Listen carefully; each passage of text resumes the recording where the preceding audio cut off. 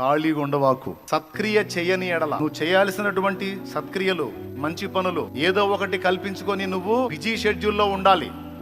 నువ్వు ఖాళీగా కూర్చొని దీర్ఘాలు తీసావనుకో, అది వాకిట్లోకే వచ్చి పొంచి ఉంటదంట. ఏంటిది అది?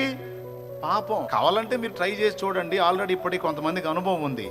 ఏ పని పాట లేకుండా బెడ్ మీద ఊరక పండుకొని తర్రే అని ఆలోచిస్తా ఉండును. ఏం తలంపులు వస్తాయో చెప్పు నాకు. చెడిపోయిన తలంపులు వస్తాయా, మంచి మంచి ఆలోచనలు వస్తాయా? చెడిపోయినయే వస్తాయి అన్నోళ్ళు చేతులు ఎత్తండి. ఏ పని లేకుండా ఖాళీగా ఉండి ఉండు, నువ్వు ఊరకుండు. ఏం ఆలోచనలు వస్తాయి? సత్క్రియ చేయని ఎడల వాకిట్లో పాములాగా పొంచి ఉంటదట పాపం. ఏమన్నా తెలుసా? రా, ఖాళీగా ఉన్నట్టున్నావుగా, నన్ను కలుసుకో. ఖాళీగా ఉన్నట్టున్నావుగా, నన్ను పిలువు అని పాపం వాకిట్లో ఉండి పిలుస్తుందట. ఆ మాట నేను చెప్పలా. ఆదికాండం 4వ అధ్యాయం 7వ వచనంలో దేవుడే, సాక్షాత్తు దేవుడే చెప్పాడు.